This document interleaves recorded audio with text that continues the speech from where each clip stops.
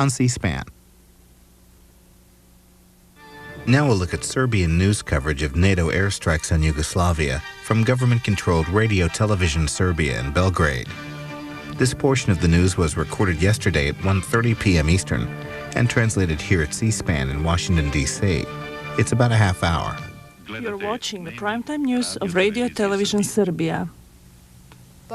Respected viewers, with the decree of the President of the Federal Republic of Yugoslavia, Slobodan Milošević, and in commemoration of the Day of Victory over Fascism, the following officers are decorated with the Order of Courage for their dedication and professional conduct in their anti-aircraft defense against a technically superior enemy.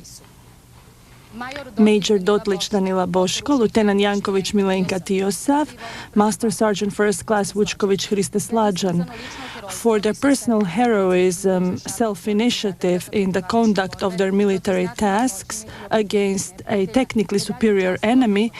The Medal of Honor was given to Major Roksandić Mihajla Milorad, Master Sergeant First Class Matić Branislava Dragan, Master Sergeant First Class Tintor Blanco. The medal for their virtues in the area of defense and security of the fatherland. Special medal was given to the soldier Popović Sima. According to the decree of the President, this was read to all units of the armed forces of Yugoslavia. The government of Serbia at today's session, presided over by Mirko Marjanović, considered the measures for alleviating the consequences of the evil bombardment against civilian targets.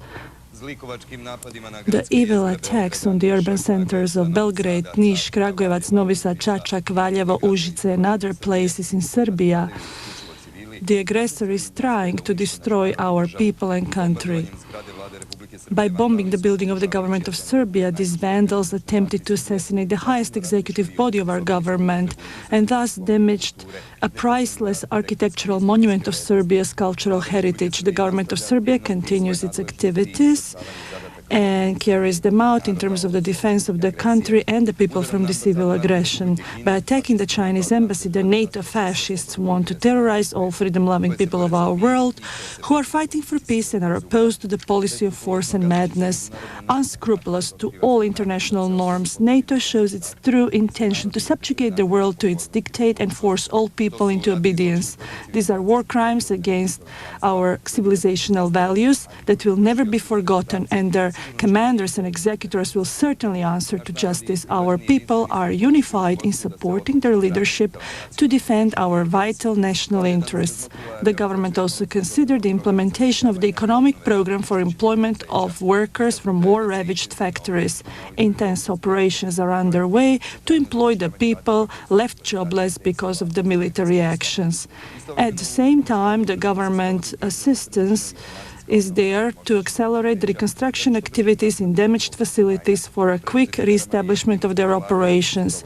The measures of the government in implementing short-term social protection measures secured the jobs of those whose workplaces were destroyed by the war activities of the aggressor.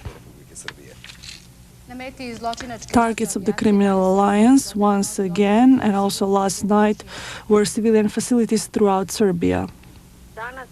Today at 11:25, 3 missiles by the evil alliance attacked the already destroyed storage facility of Jugopetrol in the northwestern zone of Niš.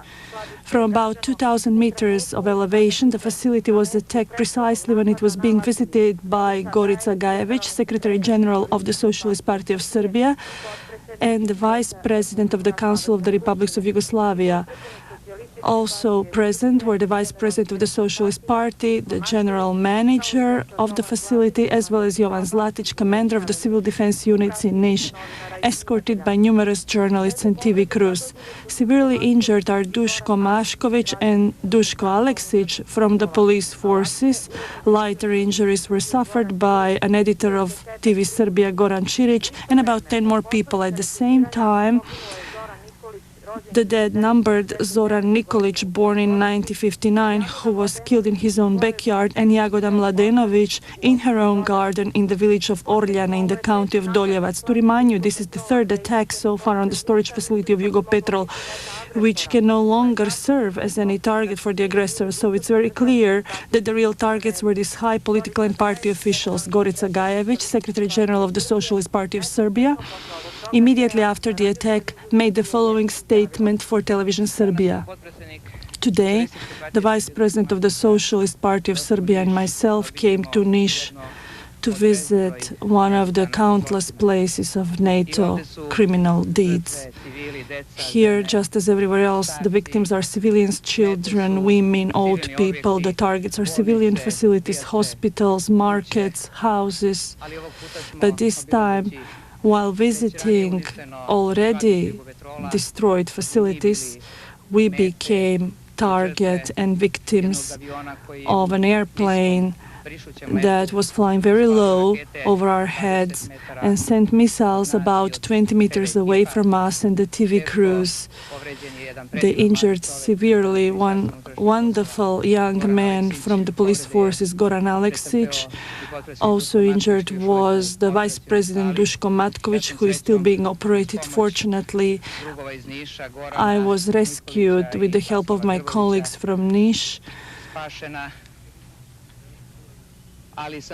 But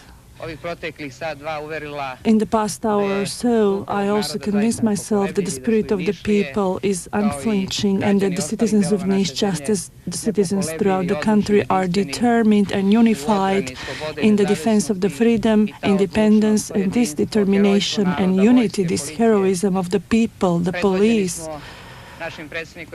We are led by our Supreme Commander Slobodan Milošević, and this is all guaranteed that we shall defend our vital state and national interests, and that we shall continue to abide by the politics of peace and the resolution of all Kosovo problems in political manner, for equality of all national groups.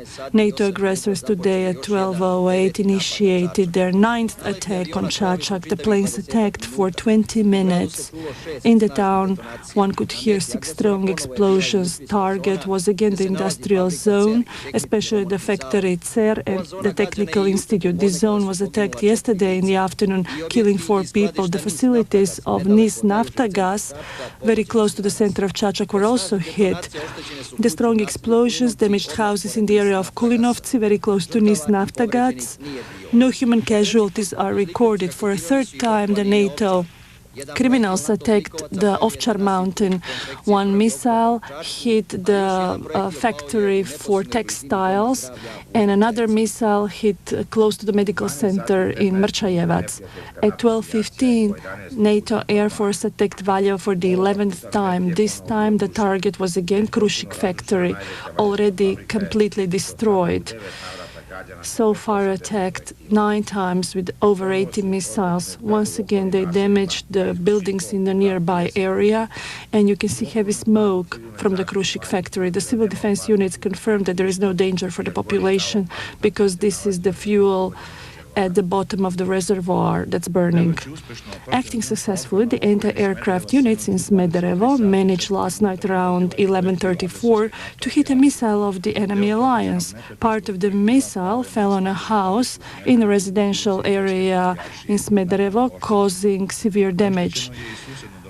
They also damaged some other surrounding houses. You can see a lot of broken window panes, and many facades are damaged. 2 people have been lightly injured, but after the doctor's help, they were sent home. Last night, around 11:15, the missiles of the NATO criminals hit the overpass on the road between Belgrade and Niš, close to Velika Plana. Thus, they disabled the right side from Belgrade.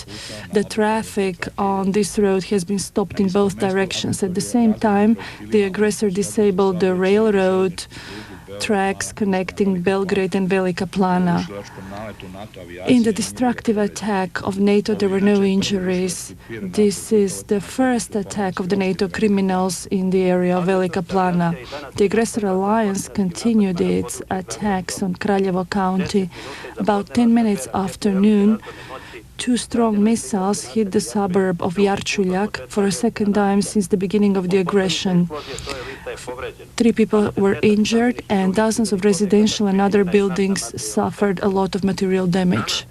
Today, around 12:45, the criminal NATO alliance for a third time attacked with 2 missiles the bridge on Kokino Brod on the highway between Nova Varoš and Užice. The bridge was destroyed to the ground. This was another second attack on a bridge in Prijepolje, also on a highway that leads to the coast. No confirmed data on the consequences of this enemy attack. The headquarters of the civil defense units of Novi Banat area announced that the NATO aggressors attacked once again the area of Pančevo. 2 missiles hit the Novo Selo in Banat. Only 10 minutes later, village Starčevo became a target. 1 missile hit a private house on the outskirts of the village towards Omorica. There are several injured civilians. A little bit after 2 p.m., the enemy air force attacked the area of Šabac. 2 missiles hit the village area of Korman, where they already had destroyed a radio transmitter. 4 missiles targeted the TV transmitter on Cer mountain. At the same time, 2 strong detonations were heard close to Šabac, damaging several houses and a school, as reported by the local headquarters of the civil defense units.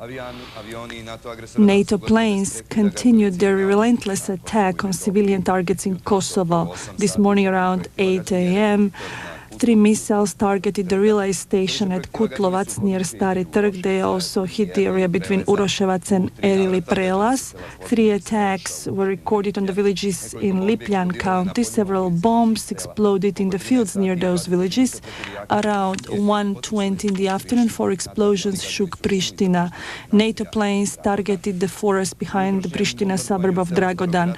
This morning's bombing of Starogradsko village killed 3 civilians, including a child.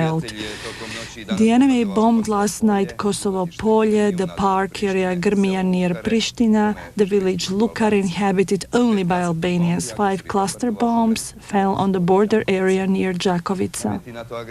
Target of the aggressor alliance this morning around 3:30 was also the bridge on the railroad between Belgrade and Thessaloniki and the bridge on the highway between Belgrade, Skopje, Thessaloniki in the area of Grdelica. As reported by our correspondent, these bridges already attacked were hit with 3 more missiles. At the same time, 7 missiles fell on Sinkovac, suburb of Leskovac. After last night's attack on Murina, this little town in the northwestern part of Montenegro is a wasteland. They destroyed the bridge on Lim River, also a power station, post office, dozens of houses, the roof of the grammar school Petar Dedović. Due to the destruction of the power station, there is no electricity in the villages of Plava and Businja as well. Local water supply is interrupted, telephone lines are out. The locals are no longer in the villages. They're being hidden in other villages around. Here, not even the shops are working, so people have to find out what to do by themselves. Western sources acknowledge that the NATO air offensive so far has led to a loss of over 70 planes and some 200 cruise missiles, notes the latest issue of our journal Army. NATO headquarters continues, however, to hide their losses, but acknowledges the high levels of skills of the Yugoslav anti-aircraft units. The descent on many questions creates, as the paper notes, a growing confusion among the aggressors, amplified daily by the dissatisfaction of the pilots who are sent into high-risk and genocidal missions without well-defined tactical goals. Recently, they've been denied their ejection systems. The command structure of Yugoslav armed forces has shown that our knowledge, strategy, tactics and imagination are superior to the schematic variants of the NATO generals who concede reluctantly that Yugoslav armed forces have outwitted them. The defense of our fatherland, Federal Republic of Yugoslavia, is our victory, stated the commander of the Joint Chiefs of Staff, Lieutenant General Dragoljub Ojdanić, upon receiving the highest order, the Silver Plate, bestowed upon him on this day of the victory over the fascists by Professor Milo Marković, President of the Association of World War II Veterans. By bestowing upon you this distinction for a successful command over the Yugoslav armed forces, we express our admiration recognition for what all of the units of our army do in their heroic fight with a technologically superior aggressor, stated Professor Markovic. In his thanks for this order, General Ojdanic said that this is a recognition of the entire armed forces of Yugoslavia and noted, they cannot destroy our love for our fatherland, and they cannot destroy our right to fight primarily for peace, although we have to wage a war to fight for freedom, to protect our independence and our sovereignty and territorial integrity. I'm convinced that the international public opinion within the international community will finally learn about the true goals of this world hegemonistic force, and that they will become even more decisive in their support for justice and truth, in their advocacy for the respect of the UN Charter and all other international norms, and that they will do everything in their power not to allow this hegemonistic force to reach its goals by tailoring the world according to their needs and values, while trying to reach their strategic goals. The Army of Yugoslavia will follow the commands of the Supreme Command. NATO is not going to prevent us. The borders of the Federal Republic of Yugoslavia will remain safe, and our duties of defense, we will not spare our lives, said General Ojdanic at the end of this ceremony when he was given the Order of the Knights of the Serbian and Montenegrin Armed Forces. More than 30 days we have seen the joint aggression from Albania by Albanian forces, NATO Air Force and the terrorists. The aggressor is trying to penetrate our territory between several checkpoints along the Albanian border. They're failing despite the daily actions. We visited this part of border along Albania. We visited for the first time the defenders around Morina checkpoint.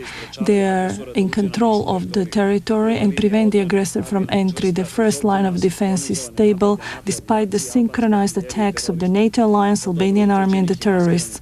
From their well-hidden positions, the members of Pristina Corps monitor the Albanian side, noting every move of the terrorists. From these positions, you can easily note all movements and prevent the aggressor.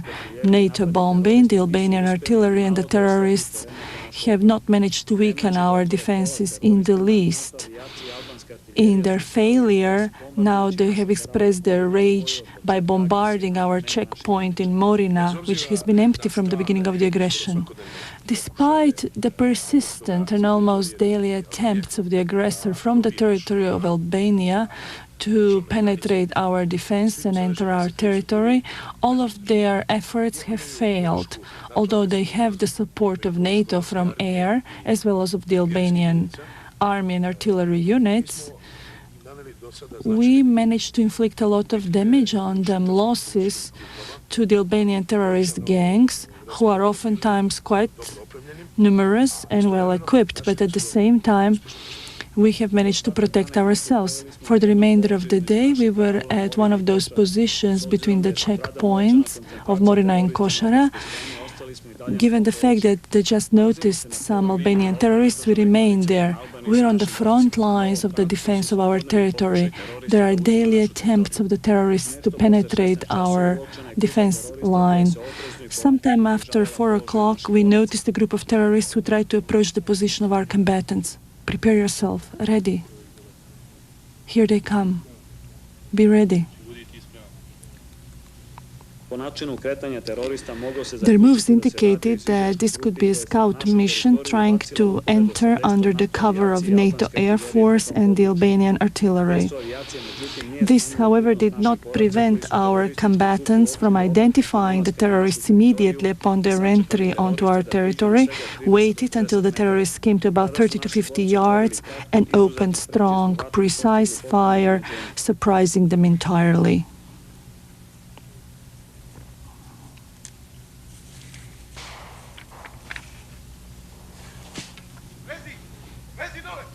Lie down.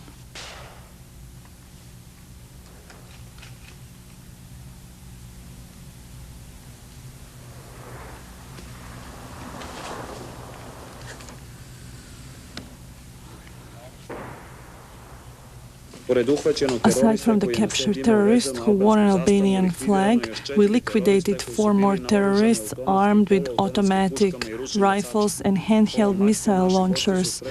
This action prevented the entry of a larger group of terrorists who were waiting.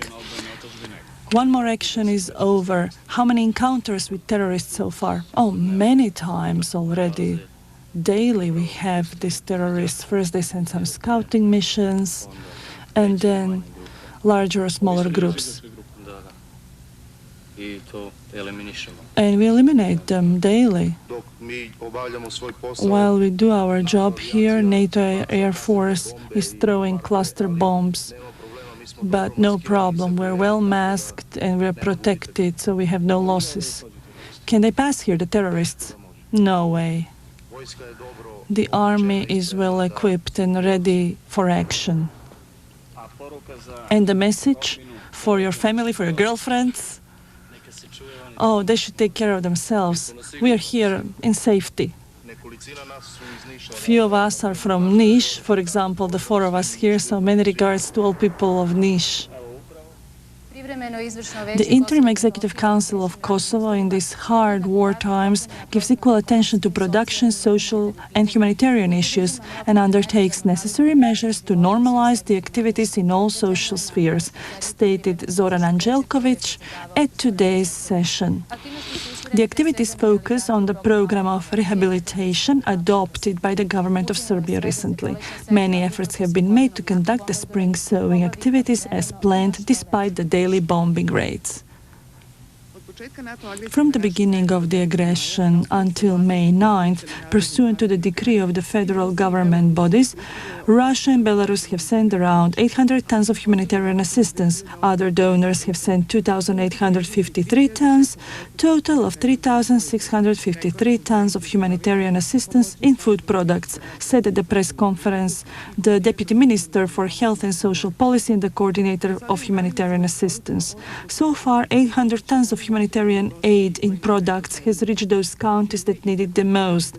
The goal is to collect as much as possible, but it is essential to carefully check all food and medicine.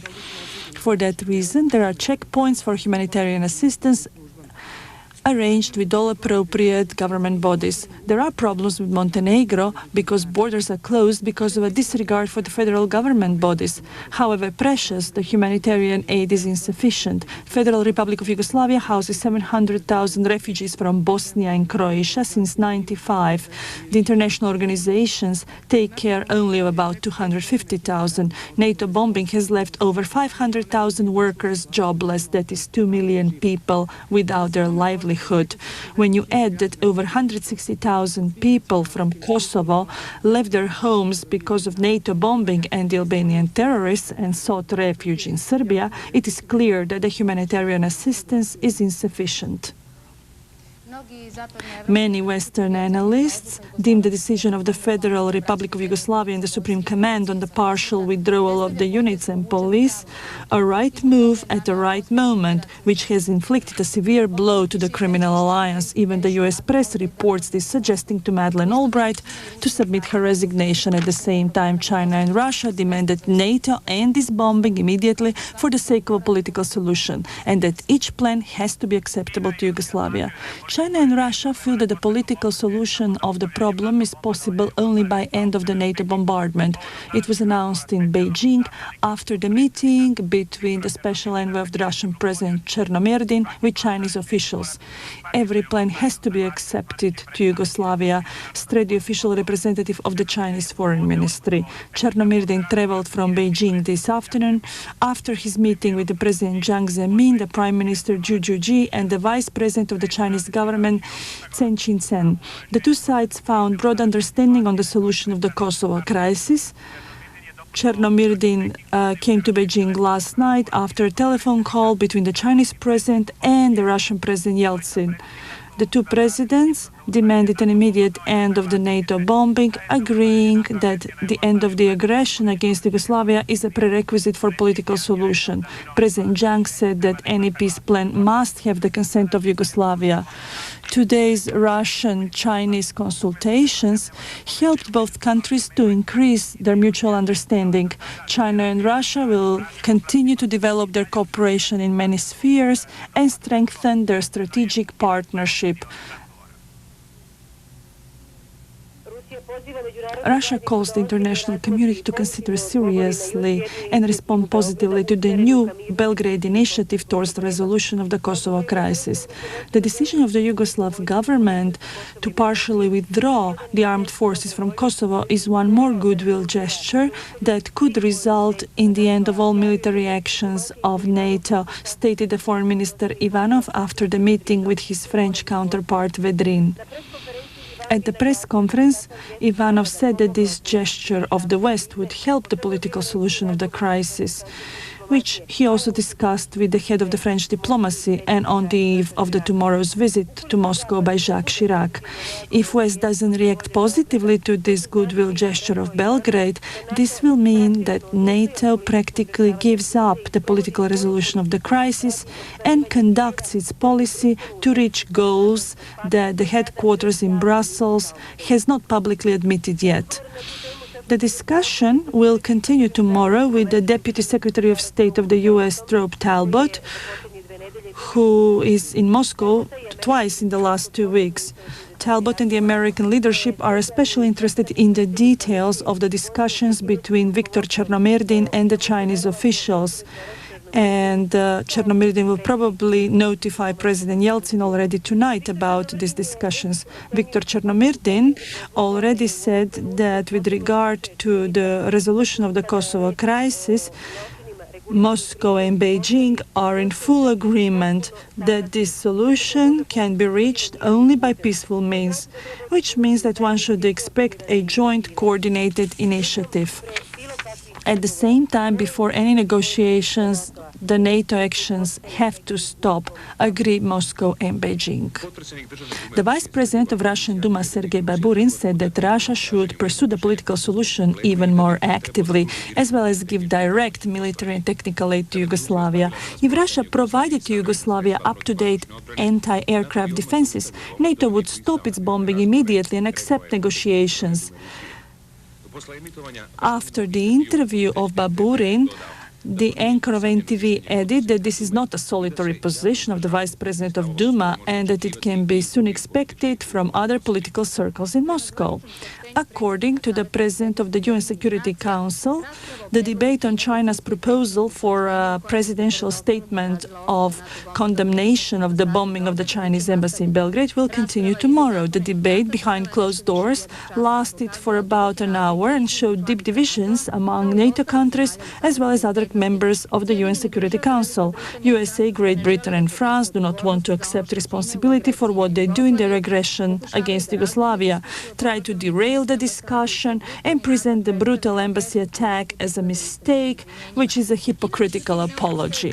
But China doesn't give up from insisting that UN Security Council react appropriately. China has a strong support of Russia and other members of the Council. The Chinese ambassador to UN, Qinghua Sun, stated that the attack of the Chinese embassy has been condemned by the entire world and that the UN Security Council must act accordingly. The Russian ambassador Lavrov said it is embarrassing that some countries refuse to meet the legitimate demand of China, who is asking for condemnation of the attack in Belgrade, an investigation and punishment of those behind it. In Geneva, at the UN Conference on Disarmament, China protested again against the bombing of its embassy in Belgrade. The Chinese ambassador deemed it a barbaric act in Yugoslavia, a country victim of the greatest humanitarian disaster since World War II. NATO, ruled by the US, must clarify this action and take all political, legal and economic consequences. He also expressed doubts in the NATO report and requested a full investigation. Chinese TV and cinemas are boycotting US movies. Now they're showing films about the China combat against the US during the Korean War and Yugoslav films about the partisan combat in World War II. The Greek Prime Minister Kostas Simitis stated that the entire world begins to understand the consequences of the aggression against Yugoslavia. Foreign Minister Papandreou deemed the Yugoslav decision on partial withdrawal of forces a positive step furthering the political solution. This was also reiterated by the Defense Minister Kotsasopoulos, who stressed that NATO should respond to this official decision by stopping the bombing. The Vice President of the Czech government, Vladimir Špigel, stated that the Yugoslav decision on partial withdrawal from Kosovo a hopeful step, opening the political solution option. Austrian media react to this decision of the Yugoslav government with great attention. Most see it as an encouraging sign of peace. Criticizing NATO for its numerous mistakes, Austrian media say that NATO has reached a cul-de-sac. British daily papers have publicized the Yugoslav decision that due to the conclusion of the anti-terrorist actions, part of the forces will be withdrawn from Kosovo. Clearly, British papers were surprised by this decision, but as Guardian adds, it comes at the right moment. Despite the stubbornness of some Western leaders, Guardian says that this is not an end, but at least a good sign of the approaching end, which is confirmed by the official position of Russia, who calls this Yugoslav decision a crucial move towards resolving the crisis. British media also report on the intensified opposition to the bombing in the alliance itself. As noted by the Daily Telegraph in an editorial, there is a growing pressure on NATO to stop this action, especially after the bombing of the Chinese embassy. The NATO spokesman is more and more an apologist of the growing failures after 7 weeks of bombing. There is growing divide between the rhetoric and reality. The air campaign has failed and the diplomatic options have been narrowed, states the Daily Telegraph. For more on the military action in Yugoslavia, click onto our website.